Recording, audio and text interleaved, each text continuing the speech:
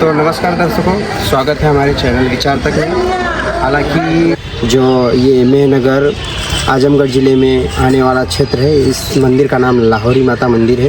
जो आप पीछे देख रहे हो, जो इस समय धराशायी स्थिति में आपको दिख रहा है, इसकी ऐतिहासिक बातें हैं जो आपको नहीं पता होगा। वीडियो में बने रहिए, हम कोशिश करेंगे ज़्यादा से ज़्यादा जानकारी आपको देने की। दोस्तों, आज हम आपको एक ऐसी लोक कथा सुनाने जा रहे हैं जो पीढ़ियों से लोगों के जुबान पर जीवित है। ये कथा हमें मंदिर परिषद के मौजूद पुजारी द्वारा बताई गई है। इतिहास की पुस्तकों में इसका स्पष्ट उल्लेख नहीं मिलता, इसलिए इसे एक लोक मान्यता और कथित कथा के रूप में ही देखा जाना चाहिए। कहा जाता है कि यह स्थान कभी राजा हरिवंश सिंह की हवेली और आस्थान का केंद्र हुआ करता था। राजा जिस देवी का आराधना करते थे उन्हें लोग मरी माता के नाम से जानते थे। लोक कथाओं के अनुसार जब राजा हरिवंश सिंह ने लाहौर की ओर अभियान किया, तब उनकी आराध्य देवी उनके आगे आगे चलती थी।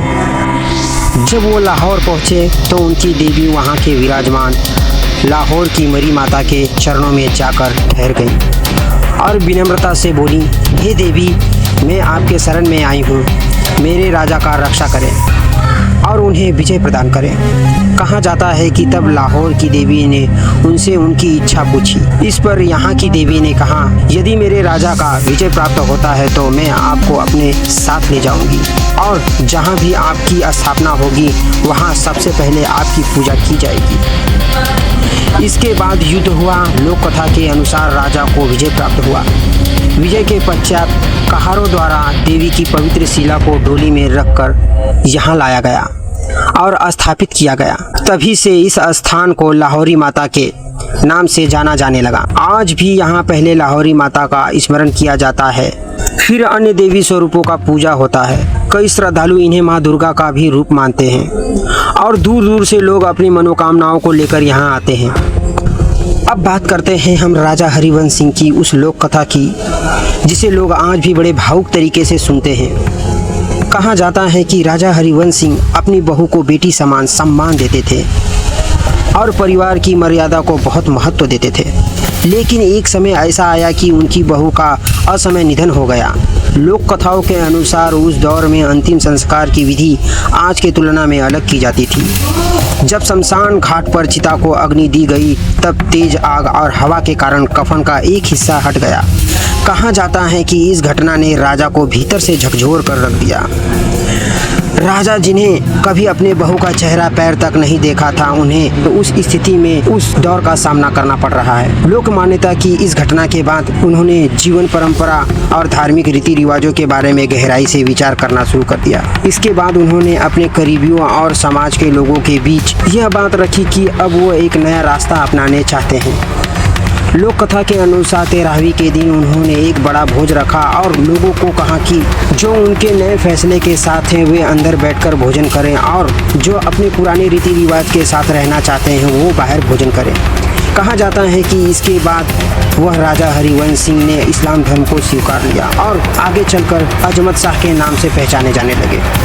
यह भी माना जाता है कि आजमगढ़ का नाम उन्हीं के नाम पर पड़ा। कुछ लोग मानते हैं कि उनके साथ रहने वाले कई परिवार भी समय के साथ मुस्लिम समुदाय का हिस्सा बन गए, जबकि कुछ परिवार अपने पुराने धर्म और परंपराओं में ही बने रहे। हालांकि ये पूरी कहानी स्थानीय लोक कथाओं और जनश्रुतियों पर आधारित बताई जाती है। इतिहास की पुस्तकों में इसके अलग अलग उल्लेख मिलते हैं, इसलिए इसे प्रमाणित इतिहास के बजाय एक लोक विश्वास के रूप में ही देखा जाना चाहिए। लेकिन दोस्तों, समय के साथ बहुत कुछ बदल गया। जहाँ कभी राजा महाराजाओं की कहानी गूंजती थी, जहाँ श्रद्धा और इतिहास साथ साथ सांस लेते थे, आज उसी स्थान की हालत लोगों को दुखी कर देता है। कहा जाता है कि जिस किले और मंदिर की परिसर में दूर दूर से लोग माथा टेकने आते थे, आज वहाँ उपेक्षा की परतें जम चुकी। परिसर के आसपास कई जगहों पर कूड़ा कचरा दिखाई देता है। कुछ स्थानों पर अवैध कब्जों का भी बात स्थानीय लोग बताते हैं। जिस धरोहर को इतिहास और आस्था का प्रतीक माना जाना चाहिए था, वह आज धीरे धीरे अपनी पहचान खोती नजर आ रही है। जब कोई श्रद्धालु वहां पहुंचता है तो उनके मन में एक सवाल जरूर उठता है, क्या हमारी पुरानी विरासत सिर्फ कहानियों तक सीमित होकर रह जाएंगी? कभी यह स्थान लोगों का आस्था, संस्कृति और ऐतिहासिक का केंद्र माना जाता था। आज जरूरत है कि समाज और प्रशासन दोनों मिलकर इस धरोहर की ओर ध्यान दे, ताकि आने वाली पीढ़ियां भी इसकी कहानी सुन सकें, इसे देख सकें और अपनी विरासत पर गर्व कर सकें।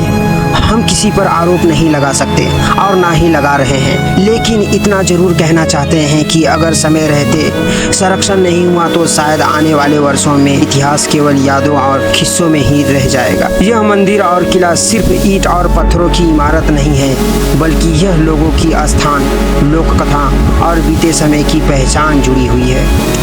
उम्मीद है कि भविष्य में इसी ऐतिहासिक और धार्मिक स्थल को वह सम्मान और संरक्षण मिलेगा जिसका यह वास्तव में हकदार है।